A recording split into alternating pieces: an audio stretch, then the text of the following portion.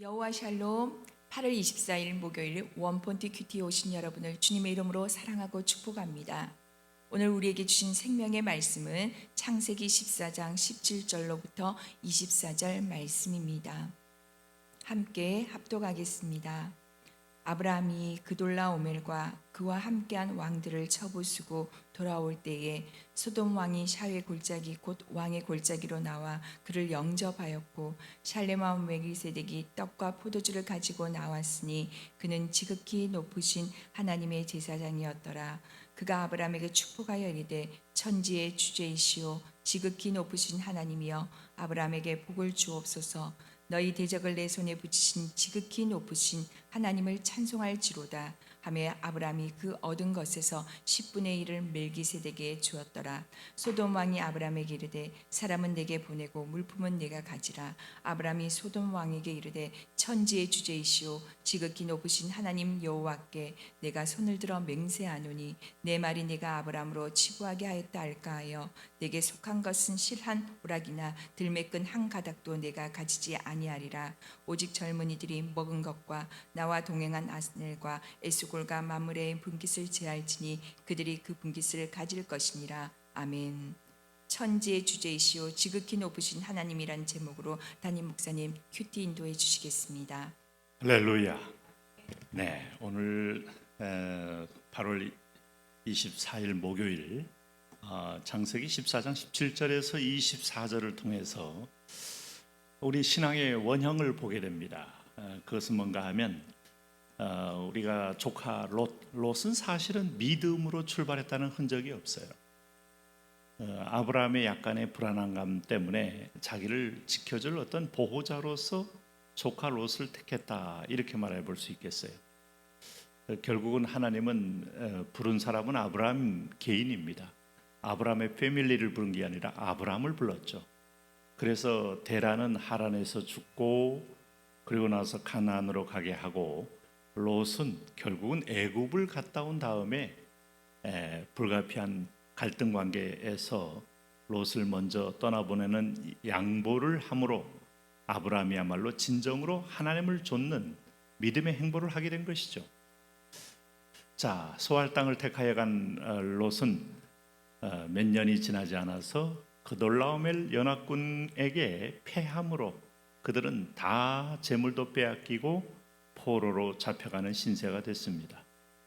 그 사이에 황무지를 택했던 아브라함은 하나님의 축복으로 318명 되는 사병이 생길 만큼 엄청난 지역 족장이 된 거죠. 거부를 넘어서 지역장이 된 겁니다.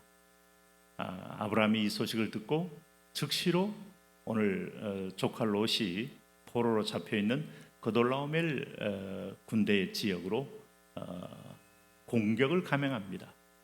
정말 북방의 4개의 연합 왕들이 대적했음에도 불구하고 그 강력한 소알 땅의 5왕을 깨뜨린 세력임에도 불구하고 단 아브라함의 족장 군대 318명에서 함락이 돼요. 여러분, 전쟁은 꼭 숫자의 싸움이 아니죠. 기드온의 300용사가 오늘 미디안 군대 13만여 명을 깨뜨린 것도 전적으로 하나님의 은혜죠. 그런 의미에서 보면 하나님의 보이지 않는 손, 보이지 않는 인도, 보이지 않는 여호와의 파견된 천사의 힘, 우리는 이 엄청난 세력을 우리는 불신앙 때문에 놓치고 있지 않나. 믿음을 가진 자는 하나님의 그 무한한 자원을 내가 함께 누릴 수 있다 하는 걸 아브라함이 직접 보여준 겁니다. 그래서 오늘 17절 보세요. 아브라함이 그돌라오멜과 그와 함께하는 왕들을 쳐부수고 돌아올 때에 정말 승리의 금이 환영을 하고 있는 겁니다. 소돔 왕이 사회의 골짜기 곧 왕의 골짜기로 나와 그를 영접하였고, 자, 전쟁에 패했던 소돔 왕이 구원주로 나타난 아브라함의 군대를 영접하지 않을 수 없죠. 그리고 그의 종이 되는 거죠. 살렘 왕 멜기세덱이 떡과 포도주를 가지고 나왔으니 소돔 왕은 마땅히 나와야 합니다만은 여기 18절에 살렘 왕은 히브리서가 말하는 것처럼 이 사람은 출생도 족보도 사실은 표현되지 않는 그야말로 예루살렘, 샬롬에서 왔죠. 평강의 왕 멜기세덱이란 존재는 정말 앞으로 오실 메시아를 예표한 그런 분이라고도 볼 수밖에 없을 만큼 떡과 포도주를 가지고 나왔으니 그는 지극히 높으신 하나님의 제사장이었더라. 제사장 샬렘 왕이 나왔습니다. 그러니 그 당시에도 아브라함이 자손이 번성하기 전에 하나님을 예배하는 제사장, 이 하나님이 유일신 하나님이었다고 아마 보여집니다. 그럴 때 19절에 그가 아브라함에게 축복하여 이르되 천재의 주제이시요 지극히 높으신 하나님이여 아브라함에게 복을 주옵소서. 자, 이 맥락을 보면 하나님이 예비된 사람인 것을 우리는 쉽게 알 수 있어요.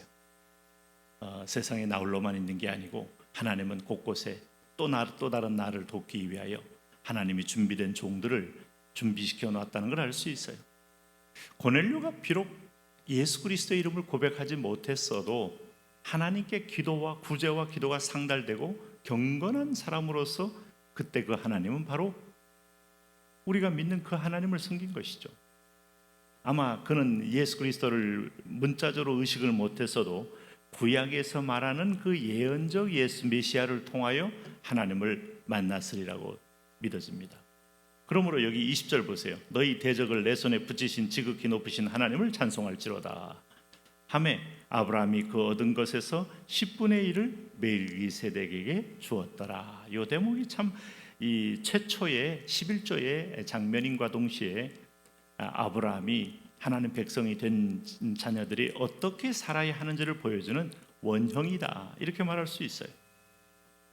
무엇보다도 모든 삶 가운데서 대적을 내 손에 붙이신 지극히 높으신 하나님, 더 하이스트 갓, 가장 높으신 지존자이신 하나님, 그분에게 우리는 날마다 찬송을 불러야 할 이유가 있는 거죠. 하루를 살게 하고 대적의 시험과 공격에서 이기게 하고, 어제도 우리의 각종 바이러스에서 오늘 이기게 하니 아침에 일어난 거 아니겠습니까? 하나님의 배후에 도우심이 있는 것이죠. 바로 그분에게 그돌라오멜의 4개의 연합군을 깨뜨리고 엄청난 재화를 다시 찾아온 아브라함이 10의 1조를 멜기세덱 샬렘 왕에게 드렸더라. 이게 이제 오늘 본문에 가르쳐주는 중요한 교훈이에요. 여기서 왜 11조일까? 이후에 이제 야곱이 11조를 서원합니다. 10분의 1은 황금 분할이에요. 전체 10이라는 숫자에서 1은 작아 보여도 숫자가 커질수록 10%는 결코 적지 않아요. 교회에서 예산상 10%로 들어가는 것은 꽤 큰 겁니다. 이것은 마음을 빼앗을 만큼 힘이 있어요. 그러므로 하나님은 우리에게 풍성한 걸 주시되 여호와의 공급자임을 잊지 말아라. 기억해라. 너의 구원자요, 너의 존재 이유요, 너의 생과 사의 주관자인 나를 기억해라. 경배의 일종으로 11조를 요구한 겁니다. 그러므로 11조가 없는 사람은 하나님 경배한다고 할 수 없어요. 물질이 있는 곳에 마음이 있다는 하나님의 말씀을 보면, 그래서 사랑하는 사람, 어떤 분이 이런 표현을 쓰더라고요. 뭐니 해도 사랑은 머니를 통하여 드러난다. 내가 대가를 치르지 않는 사랑은 사랑이 아니다. 그 말은 우리가 부정할 수 없는 것이죠. 하나님께 대하여 거룩한 대가 10의 1조, 기업의 10의 1조, 사업의 10의 1조, 시간의 10의 1조, 내 인생의 달란트의 10의 1조, 순전한 예배로 드릴 때 삶 전체가 예배적인 존재로 방향을 잡게 되는 것이죠. 그것을 우리가 해보면 실제적으로 내 몸이 반응하는 것을 알고 있기 때문에 하나님이 정한 이 황금률의 법도가 결코 틀리지 않았음을 고백할 수 있죠. 특별히 여기 21절에서 24절 말씀 보면 소돔 왕이 이제 제안함과 동시에 아브라함이 여기에 대한 대답을 우리가 보게 되는데, 소돔 왕이 아브라함에게 이르되 사람은 내게 보내고 물품은 내가 가져가라.